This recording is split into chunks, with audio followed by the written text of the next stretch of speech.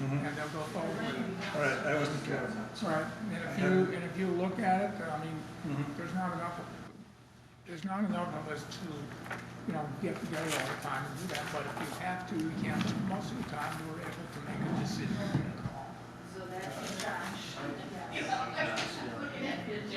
Because it's probably the case.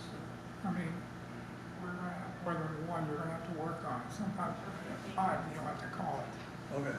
I mean, if it looks right and reasonable as to what the request is, go for it. Chances are 99% of the time the tree is dead and falling apart. Right. Okay, sorry about the delay here. Meeting to order, May 17th, 2022, Manistee Tree Commission meeting. Roll call, please. Sam Corum, Here. Present. Gerald Haw, Yes. Dennis Otto, Here. Angela Rabb is absent, Absent. John Helge is absent, Right. and Vidar I'm Lehrer here, present.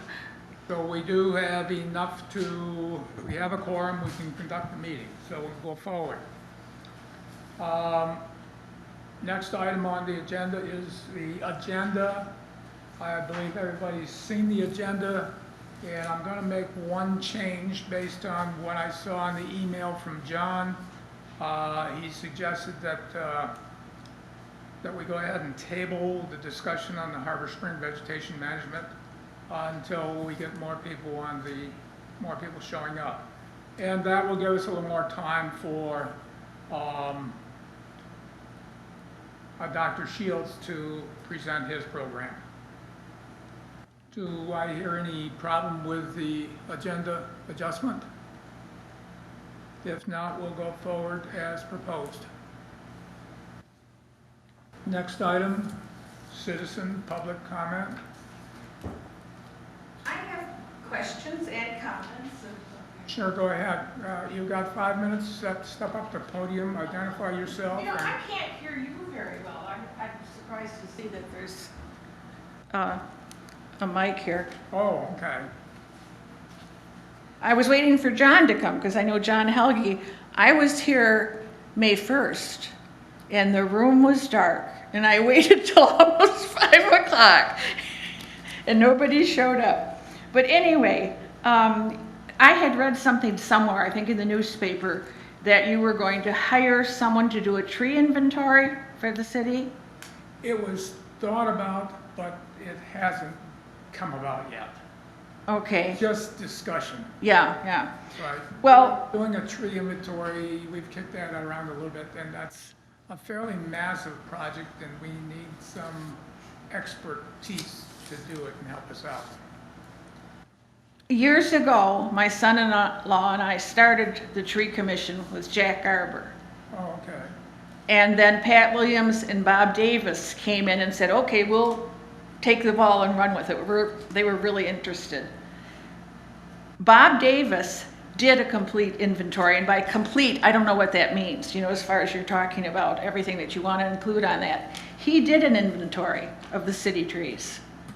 Now, I don't know where that is, what became of it, but he was very knowledgeable because he had education and experience with trees.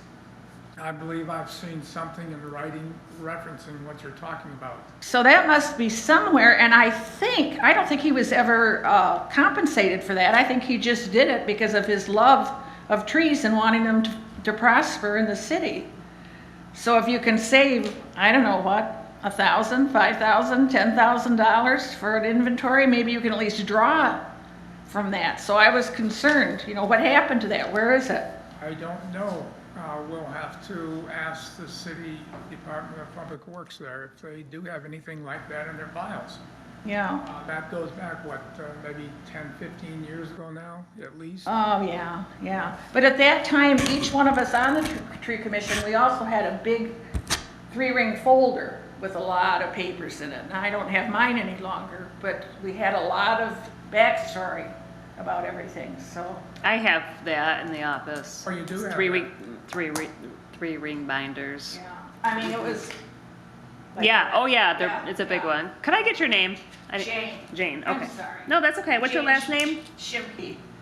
And Jack Garber, at that time, then he went to Cadillac and found out more about their tree commission. And I think he kind of based a lot of things on what they were doing or gave him ideas, you know, for us. Okay, then otherwise, I have a question. I know that there's a right-of-way, and I think it's from the center of the street. Do you know what that is? Like how many feet, or just, I don't remember, was it 23? No, I was, did you guys happen to see the email? Is it 33? Jeff came back. Is it at 33 feet? right. It's 33 feet from the center, From the center. Okay, right and left. Let's yes, yes, and that's helpful as far as people getting a tree at the edge of their property or whatever. What is the story with the catalpa trees that were taken out on Cherry by the country club? I don't know anything about it. Okay, did somebody find out something about that? They still have, I think, at least one left, but there were 4 or 5, and maybe they were in trouble. I don't know. They're messy. They're very messy trees, but they're also very unusual for our area. Where were they located? On Cherry. On Cherry. They were next to the country club. Okay. Yeah. Yeah. But anyway, I'm curious as to what happened to those. Was that on country club property? I don't know. Hang on by the city? I think it's probably part of the right of way. I don't know. Yeah. It might have been on their property. It was on the other side of the sidewalk. Yes. Does the sidewalk figure in at all for the right of way? How does that? Sidewalk is generally the edge of the right of way. Pardon me? The sidewalk is generally right next to the edge of the right of way. Yeah, the inside portion of the sidewalk. So from the middle of the road over, that's what you're looking at is the right of way, so to speak. Well, actually, if it's from the center of the road over the sidewalk, then I think about 1 foot beyond the sidewalk. Well, that's what I'm saying. Yeah. Yeah. And I think the trees were beyond that. Beyond that. Okay, and they might be. Right. Of course, they were mature trees. Oh, they were. Yeah. Okay, I would just like to know more about that because I like the trees. I miss them. Well, I don't recall seeing a request to have them removed or. No, there wasn't. Through our department here, so Yeah, yeah. Okay. might be private property there, on private property. And it might be, but I was just, We'll go ahead and make a note of it and try to get back to you. thank you. Yeah, and that's all. Okay, that's it. Thanks. Thank you. Anyone else? Yes. Jennifer? I'll find out about the catalpa trees. Okay. All right. Okay. I'll check on the catalpa trees. I appreciate that. Yeah. I might want to try and check with Jeff first to see whether there's some reason beyond what we're talking about that I the will. department jumping down. Well, good evening, Tree Commission members. Hope everyone's doing well. Jennifer Teller, 712 Harbor Drive, Manistee. You may already know that the Planning Commission sent, You may already know that the Planning Commission sent issues for view to water through public land back to you. They dealt with the private property versus private property issue that Zach Samples and Jeff McCula had brought up with the statement that viewshed is not protected. So I'm standing here before you tonight to represent the many who don't even know that view of water of any size may be denied here, because no policy dealing with this highly valued asset in Manistee has been adopted. The Tree Commission only deals with safety and health, but nothing has ever been done in this new era of more leisure time for people and vacationers coming to Manistee that desire view of water. Nothing has been adopted. therefore making our request for view maintenance through public property a very subjective issue with every change of the commission. Some people in the past have said no. Newer people have different views. They understand the value of what view means to water. Just like the Traverse City and Harbor Springs and all the 9 other cities along the shore, the lake shore, have said, these are important values and assets to maintain for a city.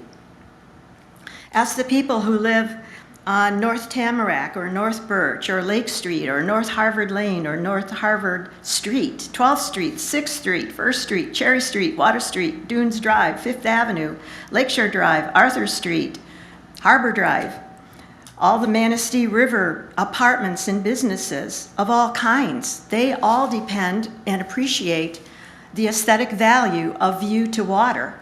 And that's what a tree commission does. You have to provide some type of viable, respectful plan for more than just me on my street, but for a lot of people in Manistee, in this peninsula city surrounded by water on 3 sides. That's one of the big issues that you are now able to deal with since the Planning Commission sent it back to you. They dealt with, as I mentioned, private property to private property, and our issue is private property to public property that even you pay taxes on. So therefore, we all have an interest in our public parks. We all own it to some degree. And that's been a question. Oh, you don't own the view. Well, we do own the view because we manage it by our taxes. So that's one of the points that I'm hoping you take into consideration. This is about aesthetically pleasing opportunities that any city would die to have as an asset. Yes, public trees are also an asset to be managed and maintained like other important assets, and that's view to water. And now it's referred to as view shed. An aesthetically pleasing asset is most often not tangible. You can't touch a view shed, but to maintain it takes flexibility and current urban planning techniques that will solve the problem of urban forest overgrowth, of trees destroying this unique asset that Manistee has to offer. One asset doesn't preclude another. I hope you had time to read the email sent to you this morning answering the mayor's concerns with facts that override any outstanding issues now that it's back in the Tree Commission and able to be brought back to the table by a 2/3, also called a supermajority vote.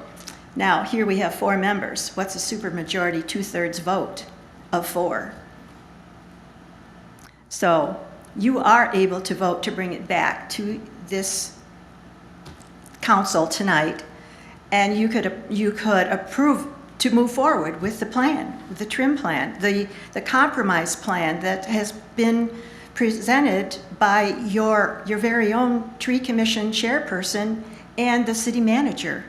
That was acceptable to 4 of the 5 commission members when it was presented to you back in November. I'm sure several of you remember that.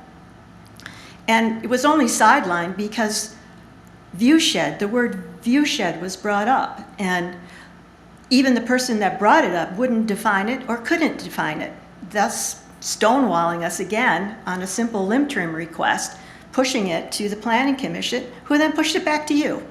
So obviously it belongs with you.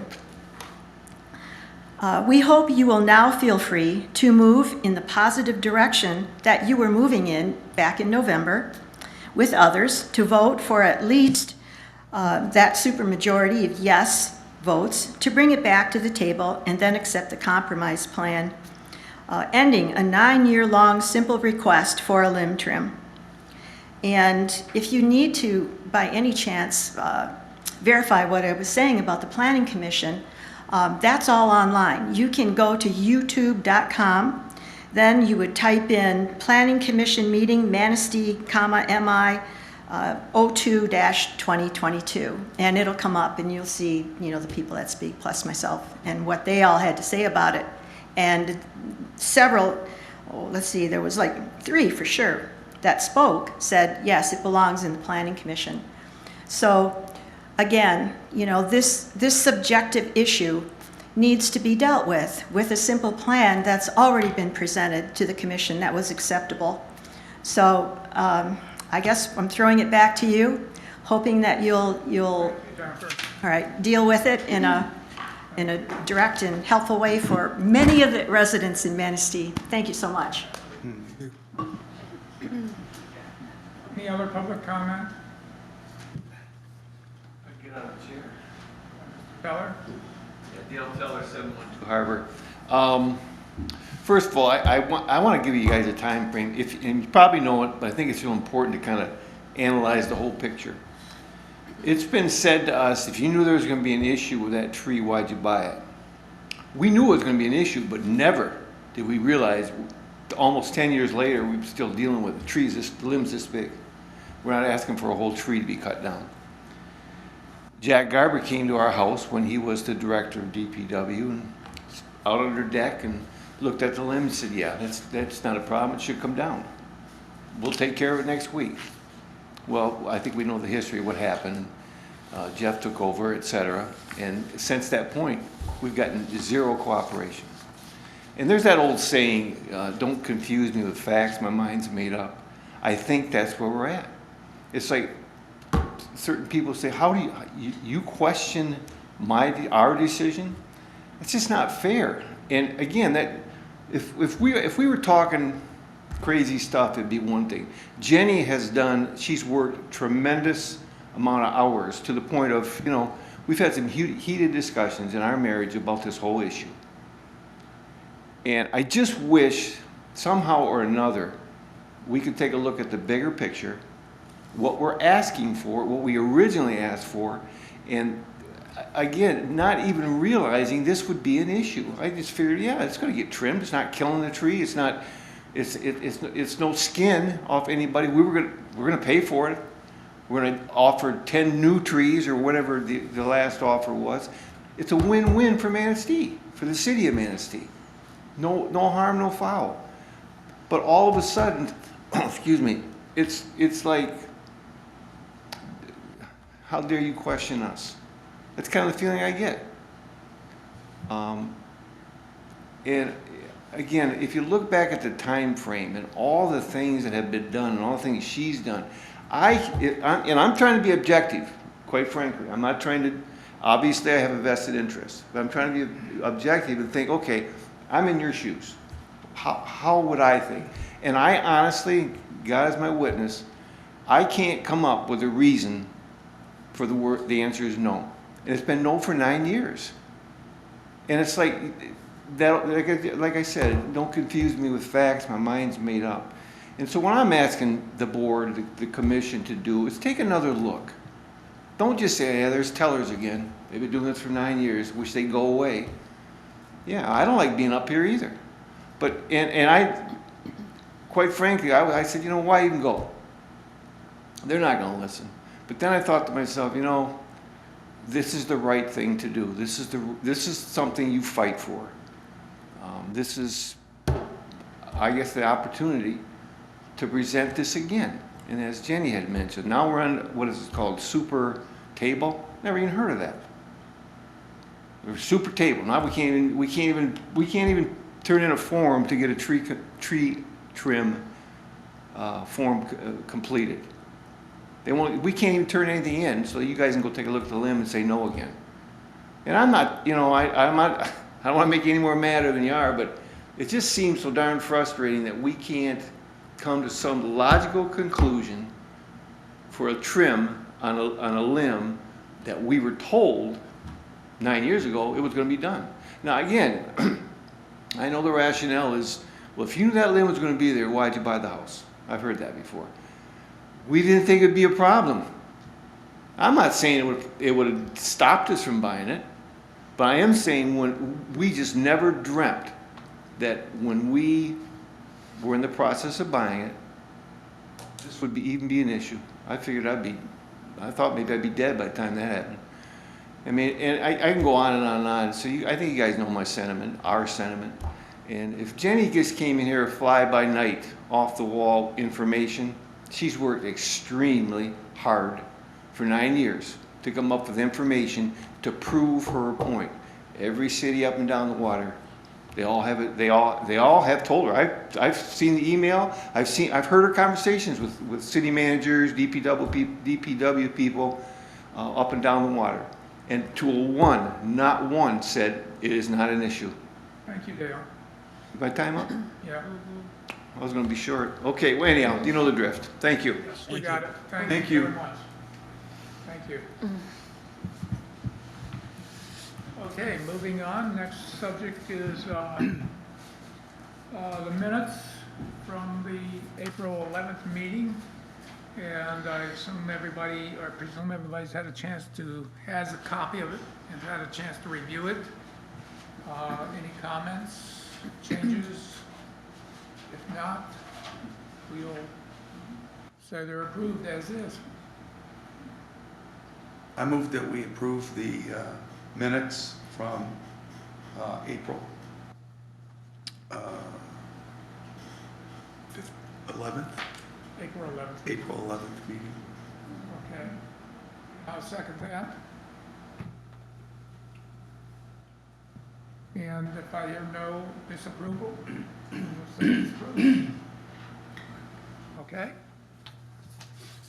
Okay, now we're gonna go ahead and open the floor up to Dr. Shields.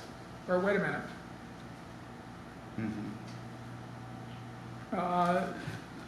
Katie, did you have any update for the publicity tree promotion program as to what we had in terms of numbers? We have 30 trees, so, and we have one contractor, I believe. Jeff says he's on the agenda for the June 7th, meeting, so. So we've gotten 30 trees, that's good. Actually 32, so I just got another one today. Excellent. So yeah, What, is there some sort of timeline as to when those trees could be, planted, I think whenever the are we landscape. gonna look at the fall? I That, think, are we gonna- I think if I had an opinion to say on it, I'd get the contractor going as soon as possible so the tree will have a chance to develop and grow through the summer versus the fall. I think that's the plan, Spring to is do a it right better away. time. Oh, I understand that, but I think it's probably gonna be up to Jeff. Up to the and con- the probably as to contractor. Whenever you get the contractor in there to do it. so there is a contractor. Not yet, not Oh. yet. Not until June 7th. You got one that just put a bid on it. Yes, or it's yes, possibly yep. right. We had 32 trees. Yes. Right. It's very good. Very good. 'Cause I think the previous time we were talking, there was only 20 trees, Mm-hmm. right?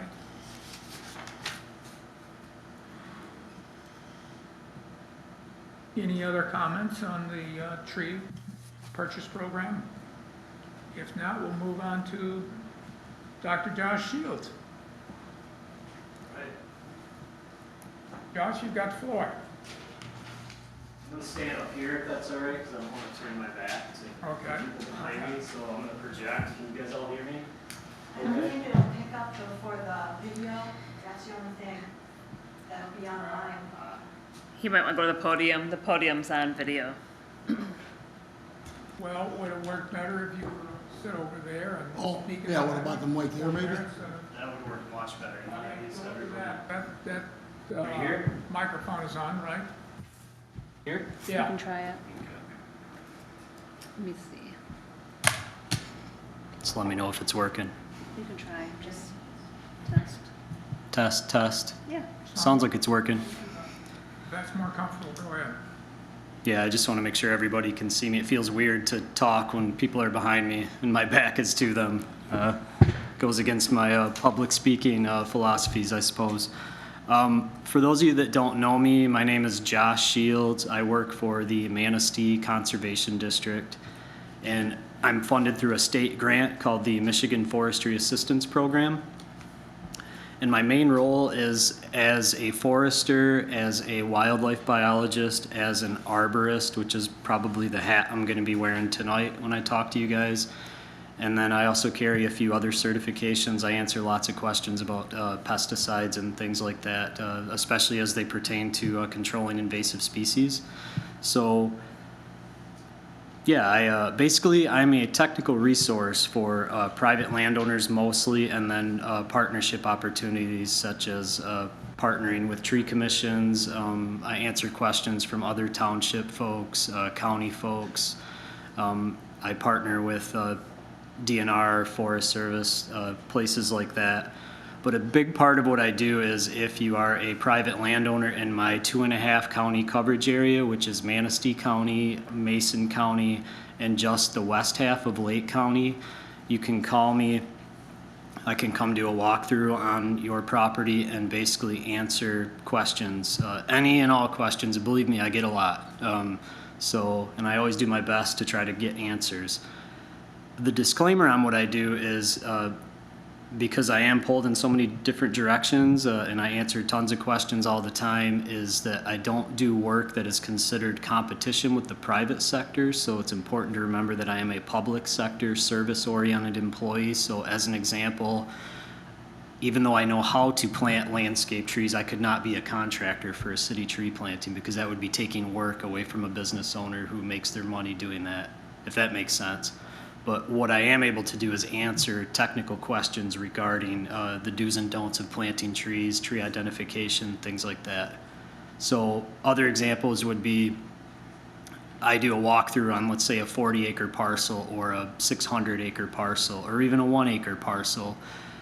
I don't set up timber sales. I don't do certain types of work that people who make their living doing that are doing in the private sector. We kind of work as a team so that we're complementing each other, if that makes sense. So what I do is I'll put out referrals to help a landowner find contractors because I know most of the contractors in the area. Does that all make sense? Mm-hmm. So that's my role as a service-oriented, I'm basically just a technical resource for questions and other interesting types of projects as well. And a big part of our mission statement through the Conservation District, especially as it pertains to natural resource management, is we are very big on native species. So I think when you guys sent me the tree list, I made it pretty clear in my response that I, as a representative of the district, and given what we do and the assistance we provide, for example, cannot get behind the planting of crimson maple. Because if you guys aren't aware, that is an invasive species. There's no debate about that at this point. Crimson maple is Norway maple, which is an invasive maple. So I try to help people. A lot. They were widely planted for a very long time. And for many years, it wasn't necessarily considered an invasive because the research hadn't shown that it had become that yet. But some of the earliest research you'll find on that is if you look at some things done by Chris Webster on Mackinac Island, that's some of the most compelling research showing what Norway maple can actually do and completely displace native plant communities.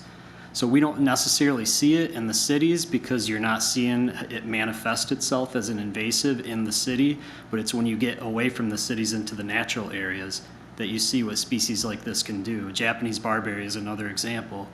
You're not seeing its ability to do crazy things out in your yard because you're maintaining the rest of the yard, but you need only go down to Magoon Creek Natural Area or some of these other areas where barberry has really taken off to see what it's capable of doing to our native ecosystems, if that makes sense. So bigger picture, bigger landscape scale picture. So that's a little bit about what I do. And I'm always happy to answer questions. I never say no to anybody. Probably the thing people get most frustrated about, and I don't want to use the word frustrated, but if you're not patient, that could be a proper word, is I'm sometimes booking visits out like a month because I'm right now I'm averaging over 150 landowner visits a year. That's how many different visits I'll do in a year, and that doesn't count the time that I put into doing workshops and other types of presentations for the communities on different topics. So my schedule gets booked so quick that it's very critical to contact me, several weeks before we might think about setting up a date and a time. But I always get to everybody. It's just sometimes it's when can I get to you, if that makes sense. So always happy to help. It's almost become a major time management type component to my job because I've been here now for roughly 7.5 years, and I have a cumulative list of people that contact me via email and phone, and the people I first met in 2014 when I first started, you know, they're still part of my world. So as each year passes that I'm at this job, the list builds, if that makes sense. So, but it's always great to meet new people because most of the people in this room I haven't met. You know, I know Jen, but I think you might be the only one, right? that I've had any interactions with. So, and what first brought me into this world was John Helge, is that how you pronounce it? Yes. Yep, John reached out, and Jen was part of that. And he told me about this meeting, and then he asked me to come and just tell you guys a little bit about what I do and how I can be of assistance. And then that kind of transitioned into a specific topic to give you a little bit of information about, which I'm going to transition into right now, which is this tree risk assessment qualification. And that's the paperwork that I gave you. Before I get into that, do you guys have any questions about what I do or who I am? So I've got a curiosity question. Do you have an office around here, or where's your office? Good question. It's at the Manistee Conservation District. So that office is just south of the Road Commission on US 31. Okay, Yep. up there. Yep. So it's on 31 between 8 Mile and 9 Mile roads. Right. That's my, what I would call my home base office. But again, I cover 2.5 counties. So I cover all of Mason County and west half of Lake County as well. So I'm all over the place doing field visits and partnering on different projects and whatnot. But where I actually sit, my office is up in Bear Lake. So in this office that you're sitting there, you have a normal structured 40-hour week normally, and then it sounds like it goes beyond that at times. Oh gosh, yeah, structure's not a word I would use for my typical week, with the exception that I make sure I allocate a decent amount, enough I should say, office time so that I can draft, for example, technical summaries for landowners. Usually when I go out and meet with the landowner, I'll draft some follow-up information. I'll get them a soils map, I'll get them a wetlands map, I'll get them some things that can help them as they make decisions about what they want to do on their land. So I have to have office time. I have to have office time to prepare presentations. So I do make sure there are chunks of time allocated for that, but one of my main priorities with my job is getting out in the field when people ask me. So are you a one-horse office then? No, we have a pretty big team right now. We have, I would encourage you to go on our website and just poke around because we have a lot of cool stuff going on. I'm one part of a bigger team at the Manistee Conservation District. Okay. For example, this past weekend, we just did a stream monitoring event where we sampled macroinvertebrates in the streams to monitor stream health in part of the Manistee River watershed. And I'm one of the team leaders on that, but our main person that runs that is Chelsea Cooper, our conservation technician. She does a lot of the water stuff. So, yeah. What's talking about on that? So we have we have quite a bit going on. Yep. So I'm definitely not a one-man show at that office. I realize we had this resource in the area. Yep. Yeah. All counties in Michigan are covered by a conservation district in some way, shape, or form. Okay. So we are a local unit of state government, and don't ask me to explain that. We're not county, we're not state, we're somewhere in between. I guess we're state technically, but we're a local unit of state government. That's what a conservation district is. So, any other questions before I move on to this tree risk information? Okay. So these forms I gave you they're quite overwhelming when you look at them at face value, right? And these are detailed. These are part of what's called an official tree risk assessment. There are several ways to assess risk for trees. This is one of the more widely accepted versions of how to determine tree risk. And I'm curious what you guys think. What do I mean by tree risk? I like to keep things a little bit interactive. When I say tree risk, I'm going to come do a tree risk assessment. What does that even mean? What do you guys think? how long it's gonna stay in the location before it's damaged by insects or something else? That's part of it, but one of the big misnomers about this assessment is that any of us are able to tell you exactly how long that tree is going to stand there before it snaps. It's one of the biggest misconceptions about tree risk, because the best biologist in the world isn't going to be able to tell you on June 17th, 2023, that tree's coming down. But you got the right idea there. Tree risk largely has to do with risk in terms of safety and things like that. So which trees are most commonly assessed doing these tree risk assessments? It's city trees, right? Because you have trees interacting with that environment where if something goes wrong with that tree, you know, something could happen to a person or serious damage could happen to property. So that's what we mean by risk. And you guys can read a lot of this information on these forms on your own, but the basic gist of this official tree risk is it has 3 components that have to be assessed individually, and then you rate the risk, whether it's a no risk tree or whether it's a very high risk tree. And that doesn't mean you're giving people an exact timeline in terms of when that tree might fail. That's not what it means at all. It's assigning a probability of sorts to a categorical probability, not even a numerical probability, to the tree in terms of, boy, should you think about taking that tree down, or you don't need to worry about it at all. Does that make sense? Mm-hmm. But there's no like, oh, it's coming down in 5 years. And the major exception to all of this, which I was, just chatting with these folks over here about this, is that abnormal weather events have nothing to do with how that risk is assigned. They kind of do because they're acknowledged, but when we have 60, 70 plus mile an hour winds coming in and just straight lining these areas, the healthiest tree on the world can be leveled by something like that. So a tree that would be rated as very low risk according to these matrices that are done as part of this risk assessment, that tree is not safe from being leveled by abnormal winds, if that makes sense. If you guys remember when we had those crazy wind events, like 2 of them in the last year, we had perfectly healthy trees that just got sheared. That is just an abnormal event from Mother Nature, and we just can't predict. We can't make predictions when we're doing an assessment on a tree. So just keep that in mind as well. Because if we said, oh my gosh, any tree that could be hit by an abnormal weather event should come down, then you'll be taking all the trees down in the whole city. Because that could be any of them. And same in the forest, I would say, oh my gosh, any one of those trees, they all got to come down because an abnormal weather event will just level all of them. Well, historically, what natural disturbances did was that very thing, and that's actually what helped some of our species thrive. Huge windstorms that leveled aspen stands is exactly why we had young aspen coming up historically, because the aspen would get leveled and then the young aspen would come up. That's always been a part of the cycle of Mother Nature. So it's not a value judgment, it's just putting it in context. So when we look at this tree risk assessment, we're really talking about factors that could make a tree high risk under normal conditions, not really saying, okay, could an abnormal weather event make that tree high risk? So 3 things that we think about when we look at a tree. So if I'm looking at a tree in a city, we have something called likelihood of failure.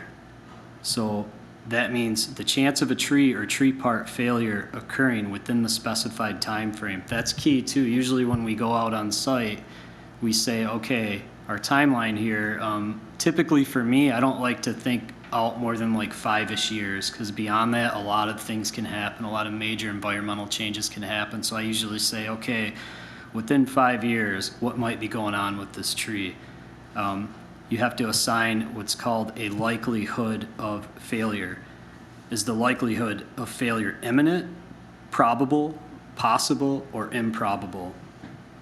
Imminent, likelihood of failure. A tree is 90% dead already. It's got branches that are 3/4 of the way snapped and hanging off the crown. A major part of the trunk is just gone, like to the point where you looking at it from a common sense standpoint and you're just like, wow, that tree looks like it's gonna fall within seconds. That would be one that could be easily rated as imminent for likelihood of failure. The opposite end of that spectrum would be a big oak tree with a big, beautiful, symmetrical crown. It's got almost all of its foliage. Hardly any branches are dead in the tree. It just looks gorgeous. It has no cavities. It has no exit holes from insects. It just looks like a nice, healthy-looking tree that would be likely rated as improbable for likelihood of failure. Does that make sense? Absolutely. It gets a lot more detailed than that if you look at the actual risk assessment form. So the one form I gave you is the official form. That's the one that's labeled ISA Basic Tree Risk Assessment Form. And the appendix I gave you provides you with the details in terms of the different things that should be examined to come up with these different ratings. And it goes through each of them: the likelihood of failure, the likelihood of impact, and the consequences of failure. So the next one, called likelihood of impact, this is where people get a little confused if you don't carefully follow how the form works or follow like the proper way to do this. Likelihood of impact is the chance of a tree failure impacting a target during the specified time frame. So when you determine likelihood of impact, you're ranking the likelihood of impact based on an assumption that the tree has failed. Does that make sense? It doesn't matter how you rated the likelihood of failure, that's a different thing. You rated the likelihood of failure as whatever it is. Even if the likelihood of failure is improbable, that big, beautiful, healthy oak tree, you rated it as improbable, right? But when you rate likelihood of impact, you have to assume that the tree will fail to determine what's called the likelihood of impact. You guys understand why that might be? Lost me a little bit on that one. So it's a big, beautiful, healthy oak tree that has no issues, but it's 5 feet away from a power line. If something were to happen, not necessarily, as it grows into the power line, definitely, right? And proper trimming too, proper pruning.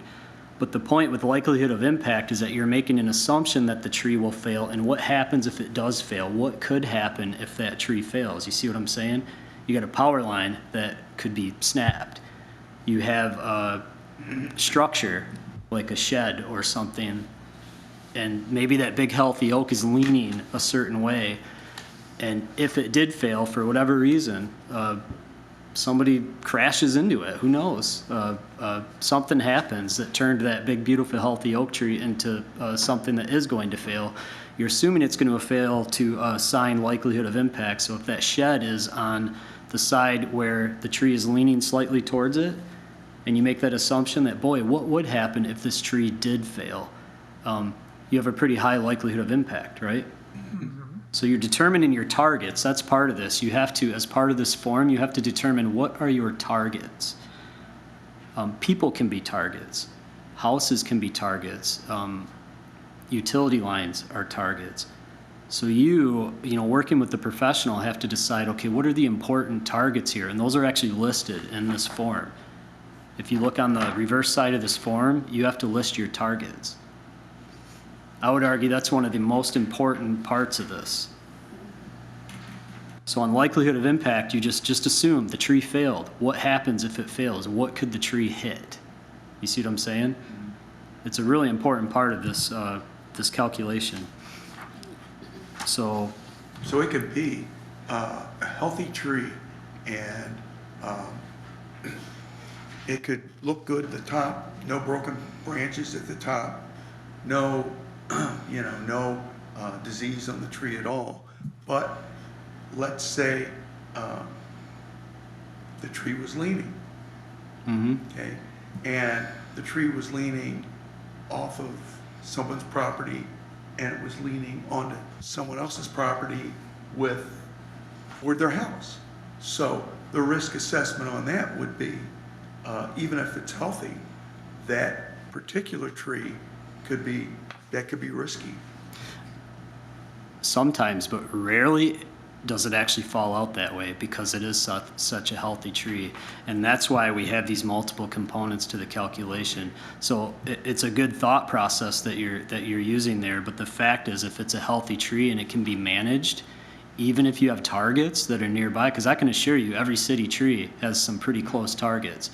If it's lots of targets that are nearby, but it's ranking as a really healthy tree, and everything else falls out as being a low risk, for lack of a better term. The overall risk on a tree like that is still going to end up coming out as pretty low. Okay. And that's a really important part of this. That's why I use the Yep, assessment. exactly. Because a lot of trees that I've done with this end up ranking much lower than people would have thought, because they think, oh my gosh, that tree's going down tomorrow, and turns out, it's really not a big deal what we're looking at. There's some certain things that I would call our red flags when we're looking at trees, certain types of decay. If I see a root lifting, as it's called, root plate lifting, where I can see the ground lifting off away from the tree, Yeah. and if I know from landowners' experience that that's been happening more and more each year, what that's telling me is the tree is slowly lifting that soil up and it's moving. That can be a red flag. There are certain things that will definitely flag and make rankings within each of these three major components a little bit more high risk, if that makes sense. So would you take a tree like that down if you had that tree lifting situation on the? It depends on what else is going on, and I'm going to give you a really good example in a little bit. So does the likelihood of impact thing make sense? Yeah. A no-brainer for a high likelihood of impact, to give you an example, is if you have that stationary shed that's on the side of the tree that the tree is leaning towards. That is a stationary target. If that tree was to fail, it absolutely is going to hit that shed. You see what I'm saying? That's a high likelihood of impact. You can't even debate that. People often aren't, because people are mobile. So even when you have people walking on sidewalks, the only time you might argue that it's a fairly, like, approaching a high likelihood of impact is if you're like in New York City, right, where it's a constant stream of people next to those trees. Mm-hmm. But in Manistee, I would not rate that as high if under the person as a target. But anything stationary would get ranked as high, because if that tree fails and falls on that stationary object, it's going to hit it without question. It's going to hit those power lines, things like that. So one of the questions when you get into the nitty-gritty details of this is, can the target be moved? People can always be moved, but the shed, the house, cars can be moved, but certain things can't, right? Right. Power lines, is that easily, let's just move the power lines out of the way? Probably not. So that's how you decide on that likelihood of impact. And the third one is consequence of failure, and this can get really subjective, and this can get pretty heated when you're working with landowners, because consequence of failure basically means personal injury, property damage, or disruption of activities due to the failure of the tree. So now, again, you assume the tree has failed, and you've decided what your targets are. Well, what's the consequence? A good example is, how much do you value that shed? If I'm doing a risk assessment and I'm looking at that, I might call something minor that somebody else might be like, no, that's severe. I dumped a bunch of money into that shed. This is major for me. And those ones are a little bit trickier to sort out in terms of assigning a category, because property damage is part of the consequence of failure. Mm-hmm. But if you have a situation where there's a decent chance that somebody could get hit, and if you have a human listed as a potential target, your consequence of failure is severe, almost 99% of the time, because if that tree hits a human, that's severe. So I can tell you almost every time that gets rated as severe. That doesn't mean that the tree is likely to hit the person, but you understand what I'm saying. You've listed a person as one of the targets in this situation, and your consequence of failure, if that tree does hit the person or any person, is severe, because if it's a larger tree, that could be death, right? That's what that part means. And there is not nearly enough time tonight to get into how, like, these matrices are tied together to run the final calculation, but if you look at the back of that risk assessment form, you'll see a matrix 1 and a matrix 2. And basically you take the combination of those different rankings that you did in each of those three major categories, and you come up with what's called a final risk assessment. That's how you come to that conclusion. Is this a none, low, moderate, high, or extreme risk tree? And if you guys ever want one of these days, we can run through this and actually do one. If you ever want to, get some people together and do that, but it takes a while. I would need, at least an hour to run through one of these. Yeah, Because it makes a lot more sense when you actually do this, looking at a tree, like on the ground. It's harder to sort of convey the information when we're in here talking in a room, but when you're actually out there looking at a tree, it starts to make sense because you're sketching things down, you're really taking a look at the roots, you're looking up at the crown, because you have to look at a lot of different things when you really get into this. You look at the crown and the branches, you look at the trunk, you look at the roots and the root collar. There's a lot that goes into this. I'm very much glossing over just so you get the basics, and hopefully some of that is clicking with you guys. But the main thing is you have likelihood of failure, likelihood of impact, and consequence of failure. And those three together give you what is your final tree risk assessment. Then, that doesn't always mean, even if something ranks as a high risk, that doesn't always mean the landowner is gonna like go take the tree down or trim it or whatever. At the end of the day is up to the person who owns that tree. They assume the risk in that sense. But people that do the risk assessment, we have done our due diligence to do an honest assessment and have given you a risk assessment. And that's what protects a private sector arborist from getting in trouble, is did they do these matrices correct? What the landowner ends up doing is his or her decision. Right. most of, a lot of this that you just went through is covered in Appendix 1. Yeah, the appendix has a lot of great information. It walks you through those different things. So I'll give you an example and you tell me how you think it might rank ultimately. Big dead tree, maybe 10% of the leaves are on the tree. Big pileated woodpeckers on the cavities on the trunk. Tons of exit holes from native longhorn beetles coming out of the trunk. Tons of bark beetles, exit holes, which are those little pinprick holes you often see on trees. It's like 70 feet off of a hiking trail in a nature area.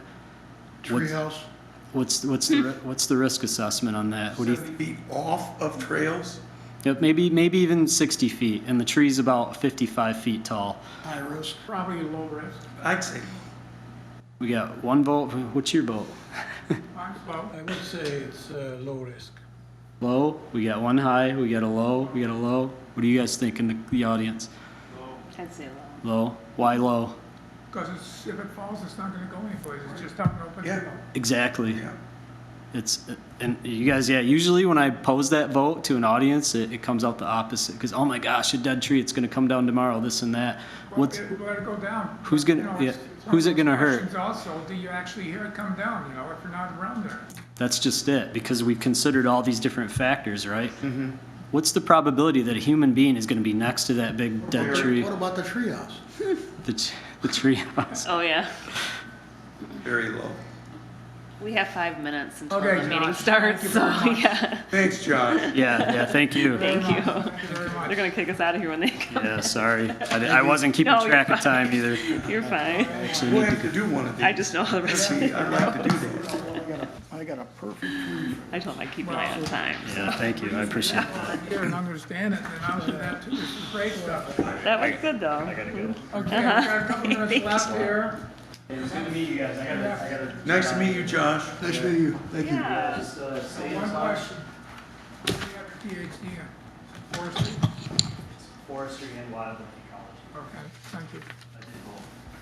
From where? Purdue. Oh, okay, right. All right. Thank you. Bye. Just a curiosity question. Yeah. Okay, we got some tree trimming removal requests. There's 4 of us here, and there's 10 of them, so we get one apiece. Pass one down to the other. And I'll take an extra one. Does anybody else want a second one? Otherwise, I'll take the 3. I'll take a second. Okay, how about Yeah, you can do another one, split it up. first come, first served? We'll just go from there. Okay. We've got those divided out, and so, You had only one for me? yeah, 1. Okay. I've got 2, and we've got 2 I've over got here, 2. so All right. you can have the 1 and finish your other one. Yes. The other one is finished. Okay, well then, yeah, go forward with that. The last thing that we had on the agenda here before we call it quits here, might have been the response time that comes back from the ordinances. There was some discussion that John and I had.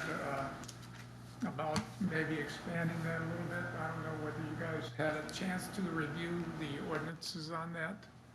There's a couple, 3 conflicts that I've seen in there that I'm just gonna go ahead and pass for the next meeting when we're all here to discuss it and present. Okay. Other than that, if there's no other business Yeah, comments, I'd like to make a motion that we continue thinking and going towards making a plan, an ordinance for this okay. tree trimming and removal, because we have nothing in place right now really that covers it. I'm in concurrence with that and move forward and develop something. And what I'd like to see is something short and sweet and effective. Okay. So anyway, put that in the notes. We'll go forward with that. So we need a second on the motion. Want to do a second on the motion? Second. Sam? Those approving, aye. Aye. Aye. Aye. Motion approved. If there's no other business, the meeting is adjourned. Thank you.